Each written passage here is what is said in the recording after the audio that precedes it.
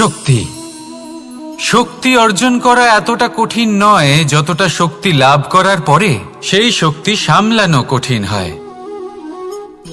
কারণ যেই মানুষ শক্তি লাভ করে তার মনে গর্ববোধ জন্মায়, জন্মায় অহংকার, জন্মায় জেদ। তাই শক্তি প্রাপ্ত করার সাথে বিনম্র থাকাও অত্যন্ত আবশ্যক। আর এটা আমাদের শেখা উচিত বৃক্ষের থেকে। বৃক্ষ যা আমাদের ফল দেয়, বৃক্ষ যা যত ফল দেয় ততটাই ঝুঁকে যায়।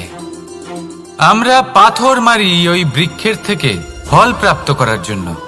সেই পাথরের মার সহ্য করেও বৃক্ষ আমাদের ফল দেয়। কোনো গর্ববোধ নেই, কোনো অহংকার বোধ নেই। আর সেই জন্য এই বৃক্ষের পুজো করা হয়। এটাই হলো মাহাত্ম্য শক্তির সাথে বিনম্রতার। যদি এই শক্তি সৃজন করে থাকে, সাহায্য করে থাকে, সম্বল হয়ে থাকে, তবেই সেই শক্তি উপযুক্ত। আর নয়তো সেই শক্তি একদিন আপনাকে আসক্ত অবশ্যই করবে। তাহলে শক্তি অবশ্যই অর্জন করুন, কিন্তু তার সাথে সেই শক্তি সামলানোর মতো বিবেকও আপনাকে অবশ্যই জাগ্রত করতে হবে। তাহলে আসুন আমার সাথে ভালোবেসে বলুন, রাধা রাধা। শক্তি এক অত্যন্ত বিচিত্র বস্তু, বা বলতে পারেন অনুভূতি। পিতা সবসময় চান যেন তিনি তার শক্তি পুত্রকে সঁপে দিতে পারেন, যাতে সে শক্তিশালী হয়, যাতে তার মঙ্গল হয়। তার পুত্র সবসময় চায় যাতে সে পিতার সেই শক্তি লাভ করে। কিন্তু সেই শক্তি লাভ করার জন্য পুত্র হওয়া যথেষ্ট নয়, যোগ্য পাত্র হতে হয়। আসুন আপনাকে সহজে বোঝাই। যদি আপনি সুপাত্র হন আর আপনাকে শক্তি দেওয়া হয়, তাহলে আপনি সেই শক্তির গুরুত্ব বুঝবেন, কোথায় সেই শক্তি প্রয়োগ করা উচিত সেটা বুঝবেন। আর এটা যেহেতু অর্জন করা শক্তি হবে, সেই শক্তির অপব্যবহার হবে না। কিন্তু যদি এই আপনি কুপাত্র হন আর যদি আপনাকে এই শক্তি দেওয়া হয়, তাহলে কি হবে?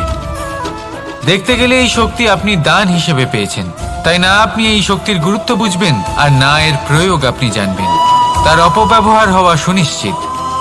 তাই যদি আপনি কোনো শক্তি অর্জন করতে চান, তাহলে আগে তার যোগ্য হয়ে উঠুন। পুত্র নয়, পাত্র হয়ে উঠুন। আর আমার সাথে ভালোবেসে বলুন, রাধা রাধা। কথায় আছে, প্রত্যেক পুত্র তার পিতার প্রতিচ্ছবি হয়, আর সমস্ত প্রতিচ্ছবি চায় যেন সে তার অস্তিত্ব প্রাপ্ত করতে পারে। পুত্র চায় সে যেন তার পিতার মতো হয়, বা কখনো কখনো তার থেকেও শ্রেষ্ঠ হয়। সেটা কোনো অনুচিত ব্যাপার নয়। অনুচিত তখন হয় যখন পুত্র নিজের পিতার মতো হবার স্বপ্ন পূরণ করতে গিয়ে বা তার থেকেও শ্রেষ্ঠ হওয়ার স্বপ্ন পূরণে অনুচিত পথের আশ্রয় নেয়। কারণ তারপরে সে তার পিতার গুণগুলি আত্মসাৎ করতে চায় না। সে শুধুই এটা চায় যে সংসারের চোখে যেন আমি শ্রেষ্ঠ প্রমাণিত হই। এটা অনুচিত। সংসারে এমন অনেক মানুষ আছেন যারা এই কারণে শ্রেষ্ঠ হবার চেষ্টা করেন যাতে তার পরিবারের তার পিতার সম্মান বৃদ্ধি পায়। এমনও মানুষ থাকেন। আর এটাই হলো পার্থক্য উদ্দেশ্যের। মনে রাখবেন, যদি আপনার উদ্দেশ্য শুভ হয় তাহলে পথও শুভ হবে। যদি আপনার উদ্দেশ্য অশুভ হয় তাহলে পথও অশুভ হবে। তাহলে নিজের পিতার মতো হবার চেষ্টা অবশ্যই করুন, তার থেকেও শ্রেষ্ঠ হওয়ার চেষ্টা অবশ্যই করুন, কিন্তু মনে রাখবেন আপনার সংকল্প আর আপনার উদ্দেশ্য এই দুই শুভ হওয়া উচিত। তাহলে আসুন আর আমার সাথে ভালোবেসে বলুন, রাধা রাধা। নিয়তি। রাধা আমাকে বলে, কৃষ্ণ, যদি তুমি জানো যে নিয়তিতে কি আছে, তাহলে তাকে বদলে দাও না কেন? মহাদেব আমাকে বলেন যে, শ্রীকৃষ্ণ, যদি আপনি এটা জানেন যে সাম্বের নিয়তি এটাই, তাহলে আপনি তাকে বদলানোর চেষ্টা কেন করেন? কেন? কারণ আমি একজন পিতা, আর পিতার কর্তব্য এটাই, তিনি যেন সম্ভাব্য সব চেষ্টা করেন নিজের সন্তানের মঙ্গলের জন্য। নিয়তি আমি জানি, কিন্তু এটাও আমি জানি যে কর্মের থেকে বড় আর কোনো নিয়তি হতে পারে না। অভিজ্ঞতাও রয়েছে যে কর্মের হাতে নিয়তির এই চক্র বদলে যেতে পারে। তাই জীবনে যদি আপনার কখনো এমন মনে হয় যে এটা তো অসম্ভব, তখনও চেষ্টা করা কখনোই ছাড়বেন না। কে বলতে পারে আপনারই কর্মের কোনো এক বীজ হয়তো নিয়তির চাকায় আটকে গেল আর নিয়তিকে নিজের পথ পাল্টাতে হলো, ঠিক কি না? সেই জন্য নিয়তিকে ভাগ্য মেনে নিয়ে চুপ করে বসে থাকবেন না। নিজের নিয়তি স্বয়ং নিজের কর্মের দ্বারা নির্ধারিত করুন, কারণ আপনার এই কর্মের ওপরেই আপনার অধিকার রয়েছে। আর এই অধিকারকে নিয়তি অনেক সময় সম্মানও করে। তাহলে আসুন আর আমার সাথে ভালোবেসে বলুন, রাধা রাধা।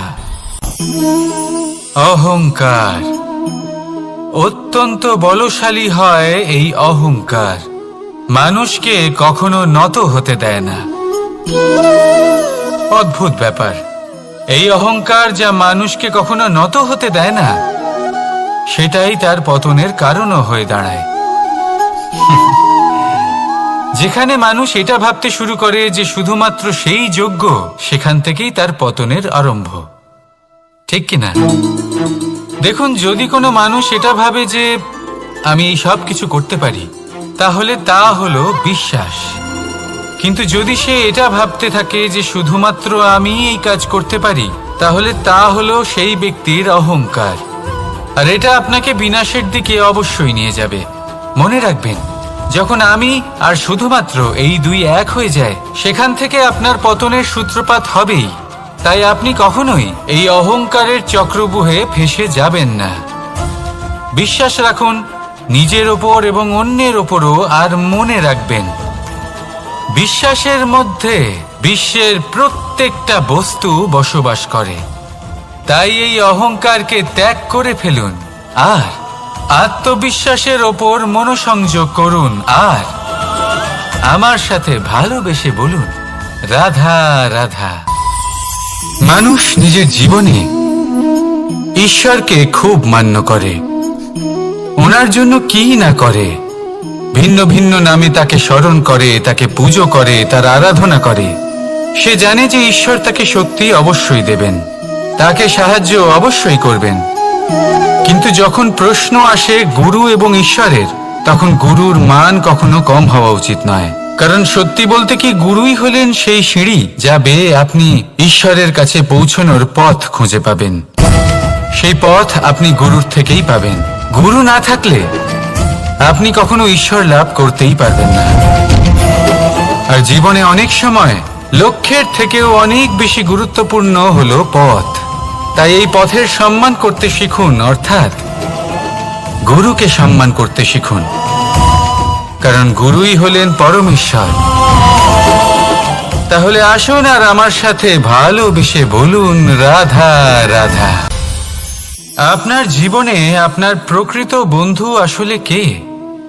আপনার সব থেকে শ্রেষ্ঠ মিত্র আসলে কে? তিনি যিনি সময় এলে পরে আপনাকে সাহায্য করেন, নাকি তিনি যিনি সময় এলে পরে আপনাকে অর্থ দেন? দেখুন, আমরা হলাম মানুষ, আমাদের জীবনে লেনদেন চলতেই থাকে। এটা আমাদের জীবনের অভিন্ন অংশ। কিন্তু অনেক সময় এমন হয় যে আমরা তাকেই নিজের প্রকৃত বন্ধু বলে মনে করি, যিনি আমাদের একটা বহুমূল্য উপহার দেন, ঠিক কিনা? এবার আপনার জীবনে সেই বহুমূল্য উপহার কোনটা, ওই অমূল্য মিত্র আসলে কে, সেই সিদ্ধান্ত হলো আপনার। কিন্তু যদি আপনি আমাকে জিজ্ঞেস করেন, তাহলে আমার মতে স্বর্ণ, হিরে, মুক্ত, ধন এগুলো বহুমূল্য নয়। বহুমূল্য হলো সঙ্গ, যখন আপনি একা হয়ে যাবেন, সময়, যখন আপনার তাকে প্রয়োজন হবে, সমর্পণ, যখন আপনার বিশ্বাসের প্রয়োজন পড়বে। যে মানুষ আপনার প্রতি এই 3 গুণ প্রদর্শন করেন, যিনি আপনার কঠিন সময়ে আপনাকে অবশ্যই সঙ্গ দেবেন, যখন আপনার প্রয়োজন পড়বে আপনাকে অবশ্যই সময় দেবেন, আপনার প্রতি সম্পূর্ণ সমর্পিত থাকবেন, সেই হলো আপনার আসল মিত্র, সেই হলো আপনার প্রকৃত বন্ধু। কারণ সত্যি বললে, বন্ধুত্বের অর্থই হলো নিজেকে সম্পূর্ণরূপে কারোর কাছে সমর্পণ করে দেওয়া। তাই আপনার সেই বন্ধুর জন্য নিজের প্রাণ উজাড় করে দিন আর ভালোবেসে বলুন, রাধা রাধা। মানুষ জীবনে 3টে কাজ অবশ্যই করে থাকে, কিছু দান করে, কিছু গ্রহণ করে, আর কিছু ত্যাগ করে দেয়। এটাও ভাবতে থাকে যে এটা করলে কিভাবে করবে। দেবার জন্য পর্যাপ্ত ধন নেই, নেবার জন্য সংসারে অত স্নেহ নেই, আর ত্যাগ করার জন্য জীবনে এত সুখই নেই, তাহলে কিভাবে করবে? আসলে আমরা বস্তুগত চাহিদা অর্জনে এত ব্যস্ত হয়ে পড়ি যে আমরা বুঝতেই পারি না যে কি নেবার আছে, কি দেবার আছে, আর কি ত্যাগ করার আছে। তাহলে আজ আমি আপনাকে বলেই দিই, মনে রাখবেন এই 3টে গুরুত্বপূর্ণ গুণ, 3টে গুরুত্বপূর্ণ কথা। দেবার জন্য আছে দান, নেবার মতো আছে জ্ঞান, আর ত্যাগ করার মতো আছে অহংকার। যখন আপনি দান করতে শিখে যাবেন, জ্ঞান অর্জন করার শক্তি আপনা থেকেই আপনার মধ্যে চলে আসবে। আর যখন এই জ্ঞান আপনার মধ্যে প্রবেশ করবে, অহংকার আপনা থেকেই আপনার থেকে দূরে চলে যাবে। যে ব্যক্তি এই 3-এর মধ্যে ভারসাম্য বজায় রাখতে পারে, তার বর্তমান, ভূত, ভবিষ্যৎ, লোক, পরলোক সবকিছু শুধরে যায়। যেই দিন আপনি দান করতে শিখে যাবেন, জ্ঞান আহরণ করতে শিখে যাবেন, অভিমান ত্যাগ করতে শিখে যাবেন, আপনার সর্বশক্তিশালী, সর্বশক্তিমান পরমেশ্বরেরও প্রয়োজন পড়বে না। কারণ তখন ঈশ্বর আপনার মধ্যেই বাস করবেন। তাহলে আসুন আর আমার সাথে ভালোবেসে বলুন, রাধা রাধা। জীবনে অনেক সময় সমস্যা আমাদের চারদিক থেকে ঘিরে ফেলে। এই সমস্যা নানান ধরনের হতে পারে। আর্থিক সমস্যা হতে পারে, পারিবারিক সমস্যা হতে পারে, কোনো সম্পর্ক নিয়ে সমস্যা হতে পারে, কখনো কোনো দৈনিক সমস্যা হতে পারে, কখনো কোনো দ্বন্দ্ব হতে পারে, অনেক সমস্যা হতে পারে। কিন্তু যখনই কোনো সমস্যা আসে, আমাদের মনে তার জন্য একটা উত্তর অবশ্যই থেকে থাকে, যা আমাদের অন্তরে রয়েছে। একে আমরা বলি আত্মা। আত্মা হলো পরমাত্মারই রূপ, আর পরমাত্মা তা কখনোই কিছু অনুচিত চাইবে না। তাই তো এই আত্মা খুব ভালো করে জানে যে কোনটা উচিত আর কোনটা অনুচিত। যদি আসল বিষয়ের কথা বলি, তাহলে আপনাকে নিজের মনকে বুঝতে হবে। কারণ আত্মা তো পরমাত্মা থেকেই আসে। কিন্তু এই মন মানুষ জন্ম থেকেই প্রাপ্ত করে, যার বিকাশ হয় এই সংসারকে দেখে। যেদিন আপনার এই মন আর আপনার এই আত্মা, এই দুই এক হয়ে যাবে, আত্মসাৎ হয়ে যাবে, সেদিন আপনার জীবনে না কোনো সমস্যা থাকবে, না কোনো ঝঞ্ঝাট থাকবে, না কোনো সংকট থাকবে। কারণ আপনার কাছে সেই সমস্ত সমস্যার, সমস্ত বিপদের সমাধান থাকবে, আর তাও আপনারই অন্তরে। তাহলে আসুন আর আমার সাথে ভালোবেসে বলুন, রাধা রাধা। ভক্তি আর শক্তি, এই দুইয়ের মধ্যে সম্পর্ক অত্যন্ত সরল। মানুষ ভক্তি করেন যাতে তিনি শক্তি লাভ করতে পারেন, আর শক্তি লাভ করার পরে ভক্তিভাব ভুলে যান, আর শক্তির প্রতি আসক্তিতে মত্ত হয়ে যান, আর সেখান থেকেই তার বিনাশ শুরু হয়। কেন? কারণ ভক্তির দ্বারা প্রাপ্ত শক্তি অন্য কারোর হিতের জন্য ব্যবহার করতে হয়, অন্য কারোর মঙ্গল করার জন্য ব্যবহার করতে হয়, কারোর বিনাশের জন্য নয়। এবার যদি আমি আপনাদের একটা উদাহরণ দিয়ে বোঝাই, তাহলে কোদাল দিয়ে আমরা মাটি কোপাতে পারি, একটা গর্ত খুঁড়তে পারি, যাতে একটা নতুন বৃক্ষ জন্ম নিতে পারে। একটা বৃক্ষ যা অন্য জীবকে ফল প্রদান করবে, যাত্রীদের ছায়া প্রদান করবে। কিন্তু এই কোদালের ব্যবহার যদি আমরা অন্য কারোর ক্ষতি করার জন্য করি, তাহলে ক্ষতি শুধুমাত্র আমাদেরই হবে। তাই জীবনে যদি আপনি কোনো শক্তি লাভ করেন, হয়তো ভক্তির দ্বারা বা অন্য যেখান থেকেই হোক, তার সদ্ব্যবহার করতে শিখুন। নয়তো এই প্রাপ্ত শক্তি আপনার পতনের কারণ হয়ে দাঁড়াবে। তাহলে আসুন আমার সাথে ভালোবেসে বলুন, রাধা রাধা। বরদান অত্যন্ত বিচিত্র এক বিষয়, কিন্তু দেখতে গেলে এই বরদান কি না করতে পারে। এক দরিদ্রকে রাজা বানিয়ে দিতে পারে, একজন দুর্বলকে এই সংসারের সব থেকে শক্তিশালী ব্যক্তি বানিয়ে দিতে পারে। কিন্তু আমরা ভুলে যাই এক অত্যন্ত গুরুত্বপূর্ণ কথা। বরদান এই শব্দের শেষে দান লুকিয়ে রয়েছে। এই দান কথাটা অত্যন্ত গুরুত্বপূর্ণ। আমাদের মনে রাখা উচিত এই বরদান আমরা দানে পেয়েছি, আর তাই তার সম্মান করা উচিত, কখনোই অহংকার করা নয়। আর যে ব্যক্তি বরদান পেয়ে অহংকার করেন তার যা ক্ষতি হয় তা হলো এই বরদান তার থেকে কেড়ে নেওয়া হয়। বর অর্থাৎ শ্রেষ্ঠ, অর্থাৎ বরদানের অর্থ হলো একটা শ্রেষ্ঠ দান, এবং তার ব্যবহার যদি আপনি কারোর ক্ষতি করার জন্য করেন তাহলে ক্ষতি শুধুই আপনার হবে। তাহলে এই বরদানের সম্মান করুন, উচিত পথে চলুন, আর উচিত উদ্দেশ্য নিয়ে এর ব্যবহার করুন, সব কিছু ভালোই হবে। তাহলে আসুন আর আমার সাথে ভালোবেসে বলুন, রাধা রাধা। পিতা আর পুত্রের সম্পর্ক অত্যন্ত মধুর হয়ে থাকে। পিতা স্বপ্ন দেখেন, তাকে পূর্ণ করার সকল সম্ভাব্য চেষ্টা করেন, কিন্তু তাও অনেক সময় ওনার স্বপ্ন অপূর্ণ থেকে যায়। তখন পিতা ভাবেন যে স্বপ্ন উনি পূর্ণ করতে পারেননি ওনার সন্তান তা অবশ্যই পূরণ করবে। যে স্থানে উনি কখনো পৌঁছতে পারেননি সেই স্থানে ওনার পুত্র অবশ্যই পৌঁছবে। পিতা নিজের সন্তানের ভবিষ্যৎ নিয়ে সেই স্বপ্ন দেখেন, আর যখন সেই সন্তান সামনে এগোতে থাকে তখন তার দুঃখ হয় না, বরং গর্ব হয়। ওনার ভালো লাগে এটা দেখে যে ওনার সন্তান অনেক উন্নতি করছে। কিন্তু যখন সন্তান নিজের অভিভাবকের শক্তি দেখে, তার যশ দেখে হিংসা করতে থাকে, সমস্যা সেইখানেই শুরু হয়। সেই জন্য সকল সন্তানকে এটা মনে রাখতে হবে, দেখুন, পুত্র হবার সুবাদে, এক সন্তান হবার সুবাদে এটা হলো আপনার অধিকার যে আপনি আপনার পিতার থেকে বেশি উন্নতি করবেন। আপনার পিতাও এটাই চান, কিন্তু সুস্থভাবে এটা করুন। একটা রেখা টেনে নিন যাতে আপনি তাতে এগোতে পারেন আর আপনার পিতার তাতে গর্ববোধ হয়, আর সেই বিষয়ে দুঃখ না হয় যে আমার সন্তান আমাকেই ছোট করার চেষ্টা করছে। ইতিহাস সাক্ষী রয়েছে, যে মানুষ অন্য কাউকে ছোট করার চেষ্টা করেছেন সেই মানুষই ছোট হয়ে গেছেন। আর আমার মনে হয় না আপনি এটা চান, কারণ কোনো একদিন আপনিও কারোর পিতা হবেন।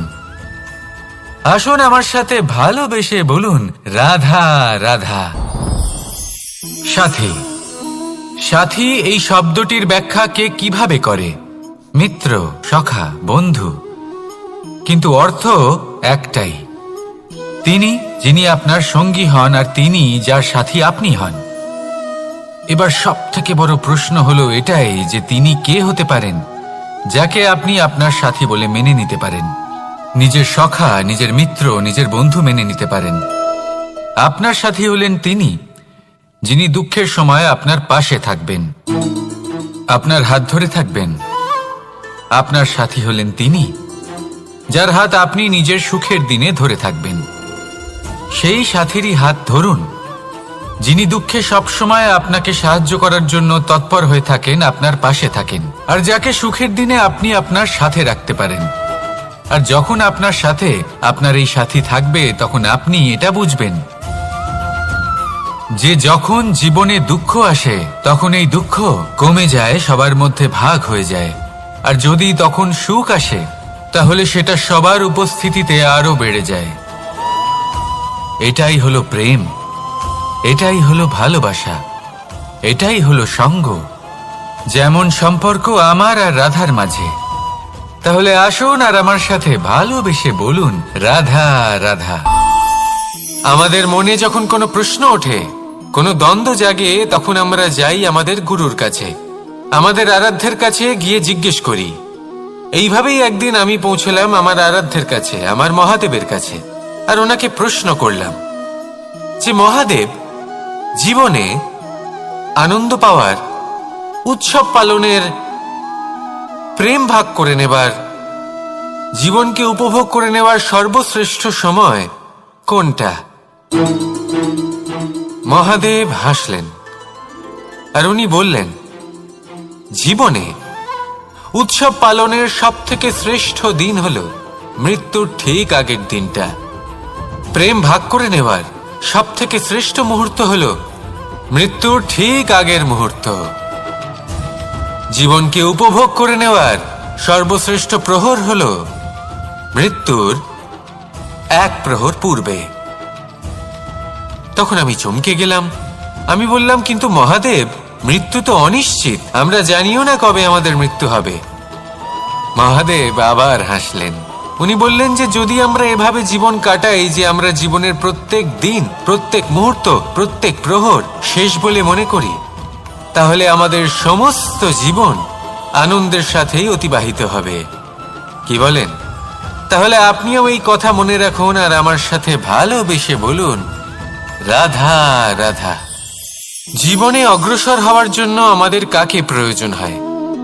মাতা পিতা, বন্ধু, প্রেম, সাহায্য, অর্থ, পরিশ্রম, আশা।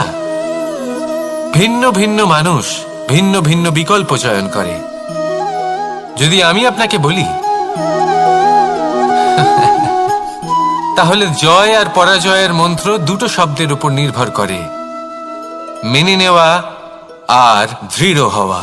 যদি মেনে নেন তাহলে হেরে যাবেন, যদি দৃঢ় হন তাহলে নিশ্চিত রূপে জয়ী হবেন। যদি কখনো আপনি ক্লান্ত হয়ে ওঠেন, আপনি দুঃখী হন, পুরোপুরি ভেঙে পড়েছেন, তখন মেনে নেবেন না যে আপনি ভেঙে পড়েছেন, নয়তো হেরে যাবেন। তখন উল্টে স্থির করবেন যে যাই হয়ে যাক না কেন, আমি জয়ী হবই। আর আপনি দেখবেন যে জয় নিশ্চিত রূপে আপনার কাছেই আসবে। তাহলে এই কথা মনে রাখবেন আর আমার সাথে ভালোবেসে বলবেন, রাধা রাধা। সময়, জীবন, কাল। দেখতে গেলে এই তিনটি শব্দ একটি শব্দেরই সমার্থক শব্দ মনে হয়, কিন্তু এই শব্দগুলির অর্থ কি সমান? কখনোই নয়। হ্যাঁ, এই সময় চলতে থাকে, জীবন চলতে থাকে, কালচক্র চলতে থাকে। এই সময় কেটে যায়, কিন্তু এই জীবন, একে যাপন করতে হয়। কি বলেন? এই জীবনে কিছু করুন বা কিছু না করুন, জীবন এমনি কেটে যাবে, আপনি জানতেও পারবেন না। কিন্তু সেটা আমাদের উদ্দেশ্য নয়, একে যাপন করতে হবে।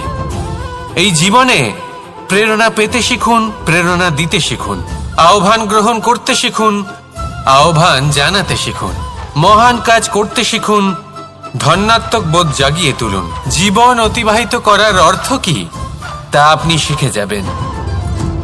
কারণ সময় কেটে যায়, সমস্ত যুগ কেটে যায়, কিন্তু জীবনের রীতি জীবন কাটিয়ে দেওয়া নয়, জীবন যাপন করা।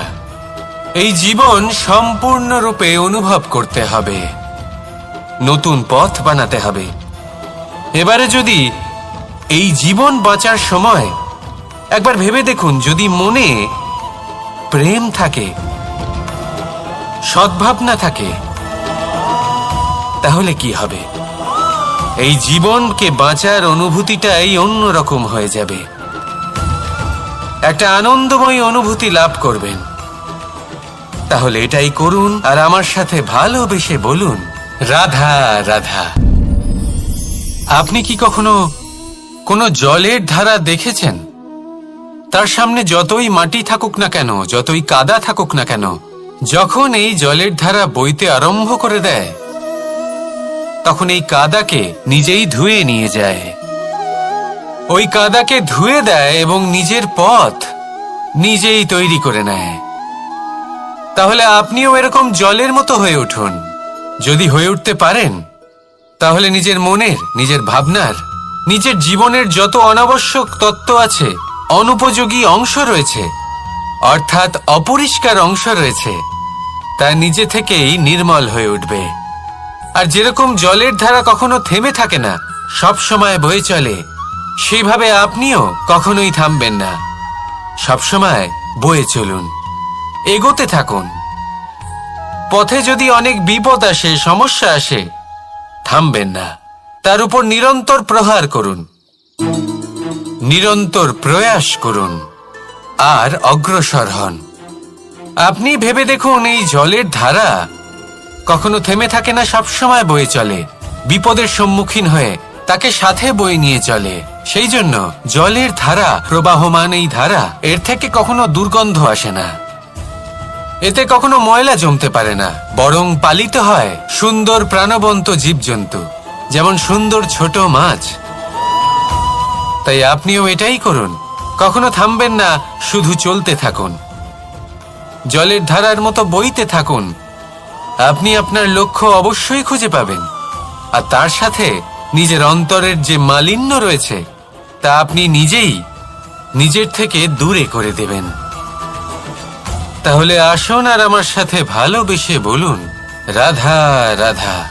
এবার অনেক সময় মানুষের মনে এরকম প্রশ্ন আসে যে এই সংসারে সব থেকে বড় বিপদ কি?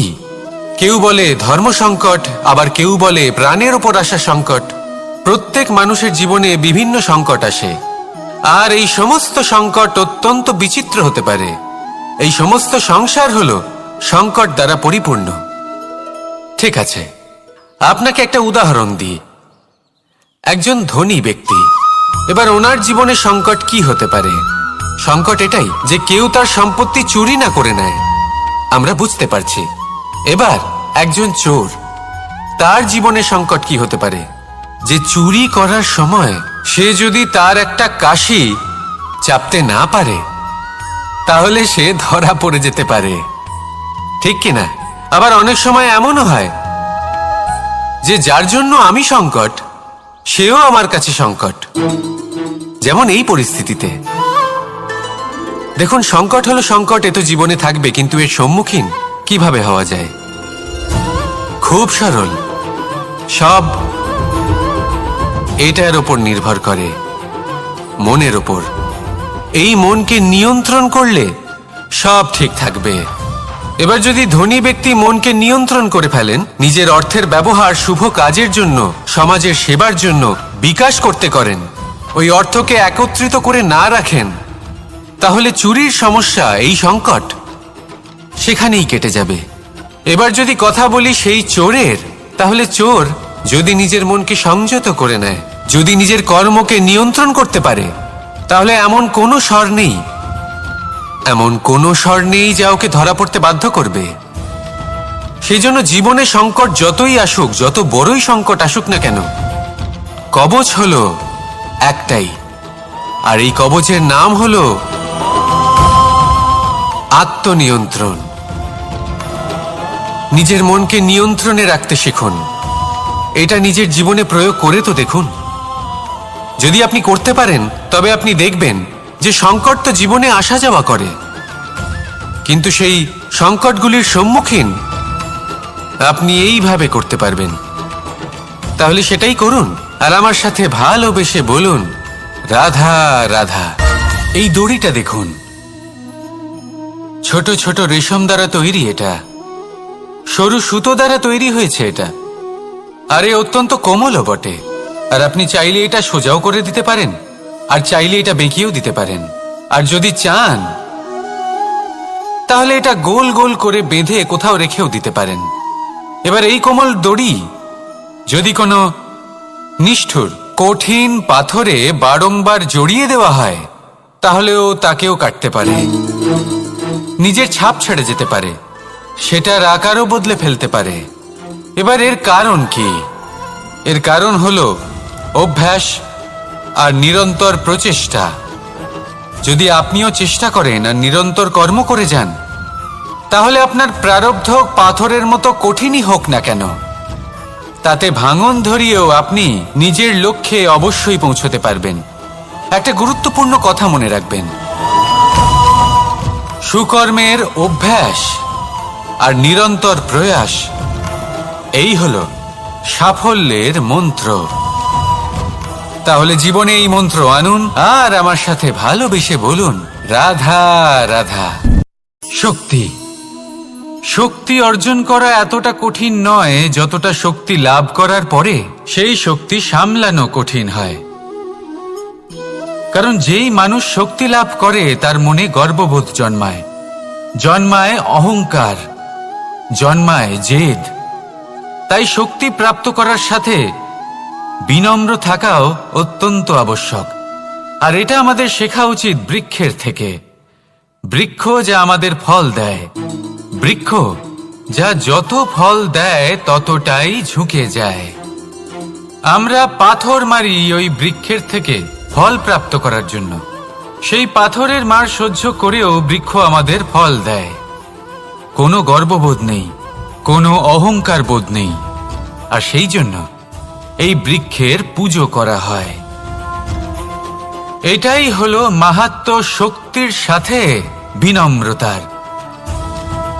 যদি এই শক্তি সৃজন করে থাকে, সাহায্য করে থাকে, সম্বল হয়ে থাকে, তবেই সেই শক্তি উপযুক্ত। আর নয়তো সেই শক্তি একদিন আপনাকে আসক্ত অবশ্যই করবে। তাহলে শক্তি অবশ্যই অর্জন করুন, কিন্তু তার সাথে সেই শক্তি সামলানোর মতো বিবেকও আপনাকে অবশ্যই জাগ্রত করতে হবে। তাহলে আসুন আমার সাথে ভালোবেসে বলুন, রাধা রাধা।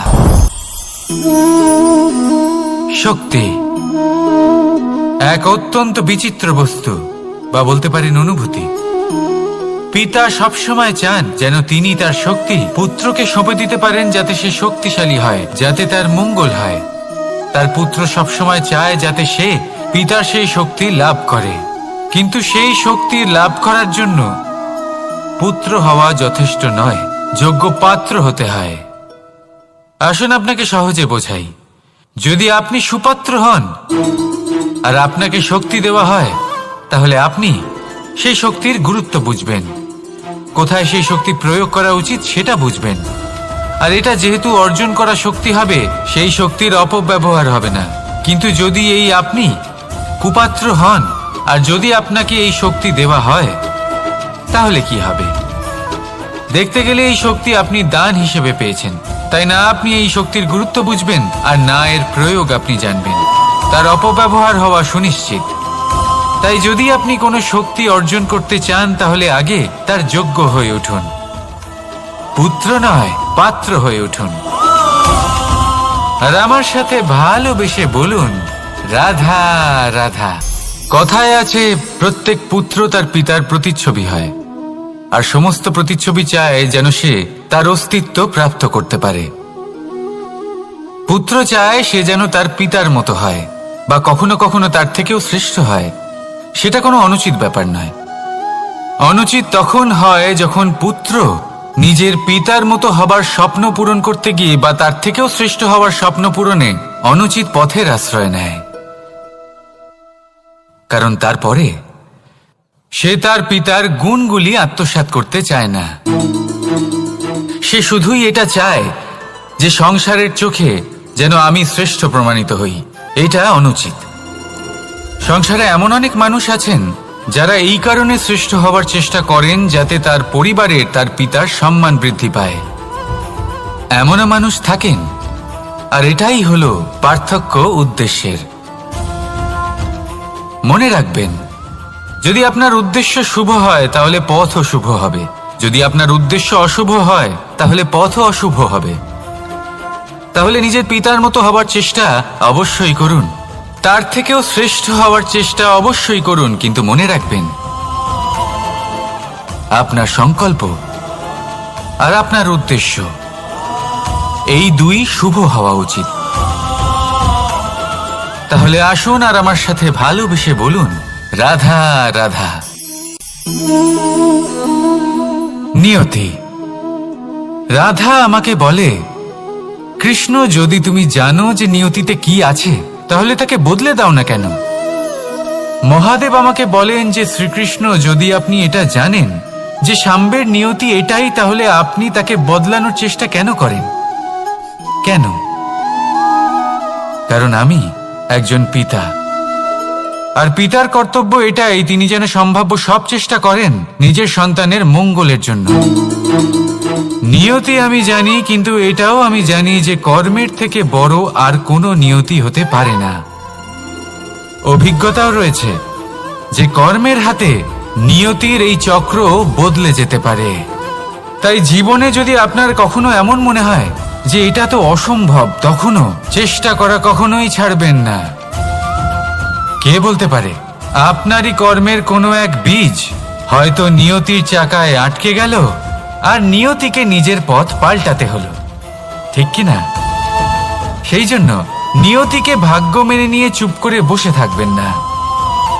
নিজের নিয়তি স্বয়ং নিজের কর্মের দ্বারা নির্ধারিত করুন, কারণ আপনার এই কর্মের ওপরেই আপনার অধিকার রয়েছে। আর এই অধিকারকে নিয়তি অনেক সময় সম্মানও করে। তাহলে আসুন আর আমার সাথে ভালোবেসে বলুন, রাধা রাধা।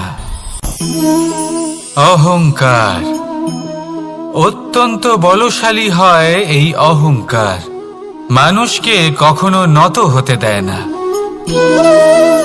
অদ্ভুত ব্যাপার, এই অহংকার যা মানুষকে কখনো নত হতে দেয় না, সেটাই তার পতনের কারণও হয়ে দাঁড়ায়। যেখানে মানুষ এটা ভাবতে শুরু করে যে শুধুমাত্র সেই যোগ্য, সেখান থেকেই তার পতনের আরম্ভ, ঠিক কিনা? দেখুন, যদি কোনো মানুষ এটা ভাবে যে আমি এই সব কিছু করতে পারি, তাহলে তা হলো বিশ্বাস। কিন্তু যদি সে এটা ভাবতে থাকে যে শুধুমাত্র আমি এই কাজ করতে পারি, তাহলে তা হলো সেই ব্যক্তির অহংকার। আর এটা আপনাকে বিনাশের দিকে অবশ্যই নিয়ে যাবে। মনে রাখবেন, যখন আমি আর শুধুমাত্র এই দুই এক হয়ে যায়, সেখান থেকে আপনার পতনের সূত্রপাত হবেই। তাই আপনি কখনোই এই অহংকারের চক্রব্যূহে ফেঁসে যাবেন না। বিশ্বাস রাখুন নিজের ওপর এবং অন্যের ওপরও। আর মনে রাখবেন, বিশ্বাসের মধ্যে বিশ্বের প্রত্যেকটা বস্তু বসবাস করে। তাই এই অহংকারকে ত্যাগ করে ফেলুন আর আত্মবিশ্বাসের ওপর মনোসংযোগ করুন। আর আমার সাথে ভালোবেসে বলুন, রাধা রাধা। মানুষ নিজের জীবনে ঈশ্বরকে খুব মান্য করে, ওনার জন্য কি না করে। ভিন্ন ভিন্ন নামে তাকে স্মরণ করে, তাকে পুজো করে, তার আরাধনা করে। সে জানে যে ঈশ্বর তাকে শক্তি অবশ্যই দেবেন, তাকে সাহায্য অবশ্যই করবেন। কিন্তু যখন প্রশ্ন আসে গুরু এবং ঈশ্বরের, তখন গুরুর মান কখনো কম হওয়া উচিত নয়। কারণ সত্যি বলতে কি, গুরুই হলেন সেই সিঁড়ি যা বেয়ে আপনি ঈশ্বরের কাছে পৌঁছানোর পথ খুঁজে পাবেন। সেই পথ আপনি গুরুর থেকেই পাবেন। গুরু না থাকলে আপনি কখনো ঈশ্বর লাভ করতেই পারবেন না। আর জীবনে অনেক সময় লক্ষ্যের থেকেও অনেক বেশি গুরুত্বপূর্ণ হলো পথ। তাই এই পথের সম্মান করতে শিখুন, অর্থাৎ গুরুকে সম্মান করতে শিখুন, কারণ গুরুই হলেন পরমেশ্বর। তাহলে আসুন আর আমার সাথে ভালোবেসে বলুন, রাধা রাধা। আপনার জীবনে আপনার প্রকৃত বন্ধু আসলে কে? আপনার সব থেকে শ্রেষ্ঠ মিত্র আসলে কে? তিনি যিনি সময় এলে পরে আপনাকে সাহায্য করেন, নাকি তিনি যিনি সময় এলে পরে আপনাকে অর্থ দেন? দেখুন, আমরা হলাম মানুষ, আমাদের জীবনে লেনদেন চলতেই থাকে। এটা আমাদের জীবনের অভিন্ন অংশ। কিন্তু অনেক সময় এমন হয় যে আমরা তাকেই নিজের প্রকৃত বন্ধু বলে মনে করি, যিনি আমাদের একটা বহুমূল্য উপহার দেন, ঠিক কিনা? এবার আপনার জীবনে সেই বহুমূল্য উপহার কোনটা, ওই অমূল্য মিত্র আসলে কে, সেই সিদ্ধান্ত হলো আপনার। কিন্তু যদি আপনি আমাকে জিজ্ঞেস করেন, তাহলে আমার মতে স্বর্ণ, হিরে, মুক্ত, ধন এগুলো বহুমূল্য নয়। বহুমূল্য হলো সঙ্গ, যখন আপনি একা হয়ে যাবেন, সময়, যখন আপনার তাকে প্রয়োজন হবে, সমর্পণ, যখন আপনার বিশ্বাসের প্রয়োজন পড়বে। যে মানুষ আপনার প্রতি এই 3 গুণ প্রদর্শন করেন, যিনি আপনার কঠিন সময়ে আপনাকে অবশ্যই সঙ্গ দেবেন, যখন আপনার প্রয়োজন পড়বে আপনাকে অবশ্যই সময় দেবেন, আপনার প্রতি সম্পূর্ণ সমর্পিত থাকবেন, সেই হলো আপনার আসল মিত্র, সেই হলো আপনার প্রকৃত বন্ধু। কারণ সত্যি বললে বন্ধুত্বের অর্থই হলো নিজেকে সম্পূর্ণরূপে কারোর কাছে সমর্পণ করে দেওয়া। তাই আপনার সেই বন্ধুর জন্য নিজের প্রাণ উজাড় করে দিন আর ভালোবেসে বলুন, রাধা রাধা।